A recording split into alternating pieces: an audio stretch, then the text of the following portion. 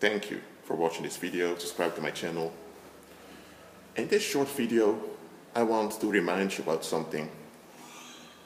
When it comes to conflict, people often only look to the object that is being fight about.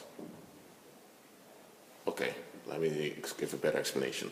Let's say that there's a plot of land somewhere. Let's say you go to Guatemala now, and there's this farming community, and you have this plot of land, and you have two families arguing about who owns the plot of land. So when you hear this, or when you read about this, you think, well, it's about a plot of land. But then, 2 weeks later, you hear that someone was killed. Who was killed? It was the fiancé of one of the women of one of those families. You had two families arguing about the plot of land, right? And the fiancé of one of them was killed. Then you realize, hold on a minute, this has really nothing to do with that plot of land. That's what's going on. During the independence period, when a lot of Spanish colonies became independent, you had one family that owned a large plot of land. But there were two camps in the family. The one was a royalist side, the other were Republicans. They wanted to become the central, they want to become the United States of Central America under a blue flag. They want to get rid of that connection with the Spanish king. But the other side of the family were royalists because they thought we were always loyal to the Spanish king and it has always worked out for us. So in 1821, the country became independent, but Mexico, the Mexican Empire, annexed it. 2 years later, the Central America became really independent, and at the time, there was a land reform going on. So when the owner of that farm, of that large plot of land, was the head of family, died, the sons had to divide the land. Now there was enough land for all the children, but again there was a division. Some were royalists, others were Republicans, and this drove the family apart in two. So this started a huge fight. Why? Because Central America was independent from Spain. It was the Kingdom of Guatemala first, now the United States of Central America, but the economy stagnated, things fell apart.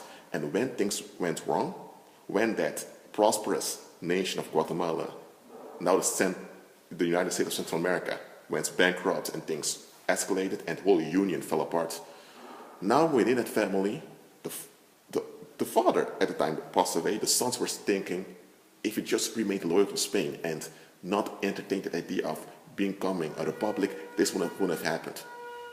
So that was the real conflict. And that conflict worked out over time. Now, 200 years later, that same family is now still living in that neighborhood, but they use two different last names. But if you look at the family tree, around 1920s, they were actually the same family, and they still genetically are. But this plot of land symbolizes that division that emerged in the family in around the 1830s, and this tension has been transferred to the next generation, and that generation died, it was on to the next, that's how it went on. And now that tension is working out concerning that plot of land, but it's really not about that plot of land. Those people living there, some don't even know they are the same family anymore. They don't even know why that plot of land caused so much conflict. They don't even know why they're so upset about the plot of land, just know they're upset. And here's the thing, because they're worldly people, they're relief-centered, they don't want to evaluate their own expectations. For them it's easy to blame the other. Thing is about a plot of land. And it's easy to look for outlets for their rage. But it's really a generational tension that has worked out. If you get what I'm saying here. So, when you look at it carefully, you come today as a police officer, look at what's going on, investigate that homicide, you only focus on that homicide, and you look who knew the perpetrator, did he have conflict with someone, all those things are practical, but that homicide was an outworking of a transgenerational conflict. So remember this, in your daily life you will encounter people that for some reason can't stand you, has developed a will against you, they don't like you or whatever. It's most of the time, 99% of the time, it's a transgenerational conflict that's working out through them with their involvement, and you are being drawn into it. And I'm not saying that there can't be any conflict about things that only relate to the present. That's possible, but 99% of the time, when it comes to conflict, it's something that's been passed down through the generations.